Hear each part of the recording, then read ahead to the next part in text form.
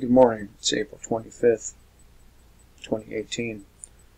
Earth Day founder Ira Einhorn murdered his girlfriend and hid her body in a trunk.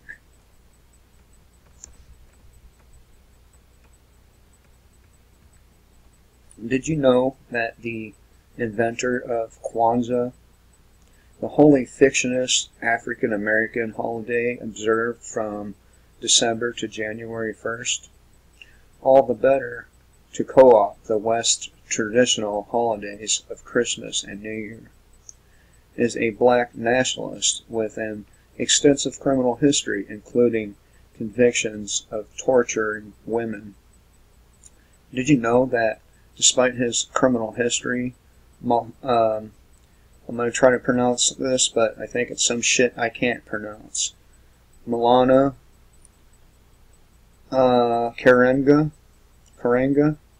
I think I did it. Maulana Karenga, birth name Ronald Everett, is now professor and chair of the Department of African Studies, or Africa Studies, at California State University, Long Beach. Did you know that?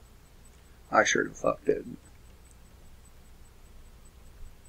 Even worse, another liberal icon who claims to have founded Earth Day actually killed a woman and hid her rotting corpse in a steam trunk in his apartment.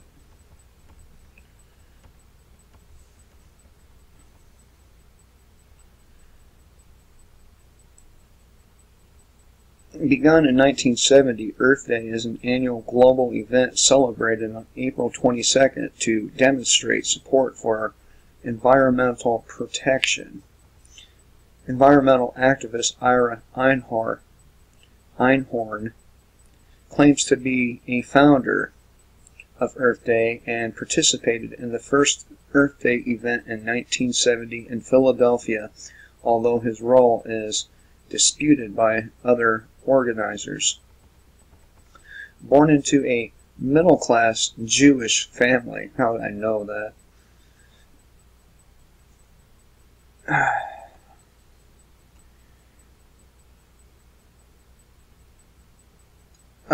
In Philadelphia, Einhorn called himself the Unicorn. The German word for unicorn is Einhorn, and was something of a hippie guru in the 1970s. Socialites were drawn to him, including Helen Hawley Maddox, a graduate of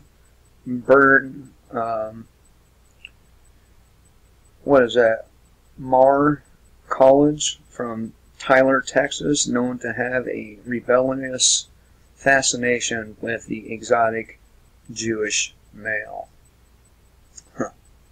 Exotic, huh? More like backstabbing and conniving. I don't know if I would call him exotic, though. But I digress.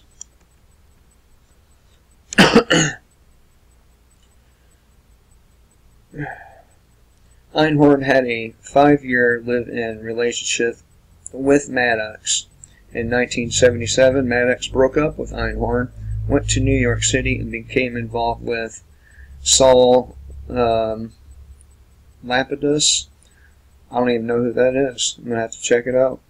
On September 9th, 1977, Maddox returned to the Philadelphia apartment where she once shared with Einhorn to collect her things after Einhorn threatened to throw her out, or to throw out her belongings into the street. She was never seen again. Later, a student in the apartment below told of hearing a blood-curdling scream that night. Listen, if you're going to be a killer, don't give the victim an opportunity to scream. That's just plain stupid. Anyway, several weeks later, the Philadelphia police questioned Einhorn about her disappearance. He claimed that Maddox had gone out to the neighborhood co-op to buy tofu and sprouts and never returned. Weeks later, the same student who had heard the scream complained about a disgusting substance dripping from the above apartment. But Einhorn refused to let the landlord, a plumber, or anyone in until homicide detector Michael Chitwood came with a search warrant. Chitwood noticed a faint decaying smell like a dead animal. He pried open a padlocked closet down the hall and found Holly's mummified remains in a steamer trunk.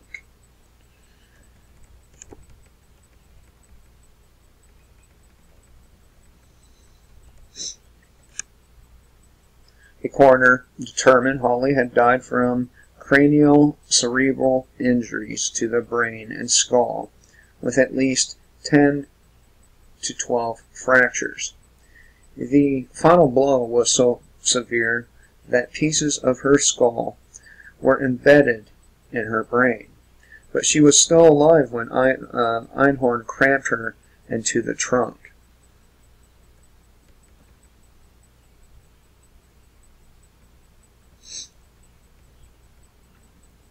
Einhorn was bailed out by Phyllis Lambert, a prominent member of the Bronfman-Seagram family and one of the many people Einhard had convicted or convinced to support him financially. Bronfman heirs seemed to be suckered for con men, or suckers for con men. Claire Bronfman have plowed millions of dollars into Keith Raniere's sex slave cult.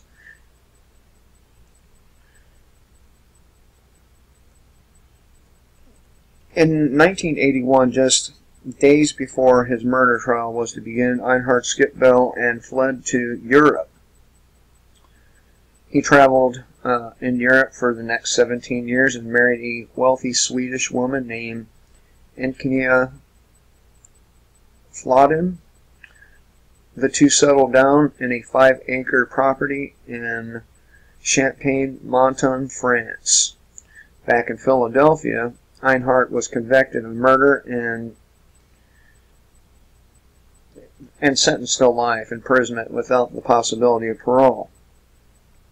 In 1977, French police arrested Einhard. He had been living under the name Eugene Maughan. His attorneys fought extradition for 4 years.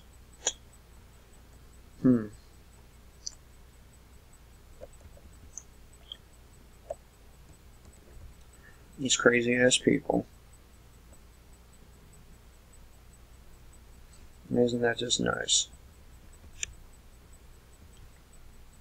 But seriously, though, if you're going to be a killer, you should probably be good at it, and, you know, don't let people hear your victim scream. That's just fucking stupid.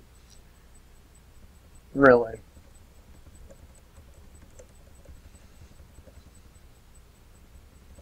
Anyway, I thought I'd share this with you because we just celebrated Earth Day here a couple days ago, and, well, I didn't. But someone did, and I thought it was important maybe to see where the founder, Ira Einhard, was coming from. Anyway, hope everyone has a good day. Kill the state before it kills you.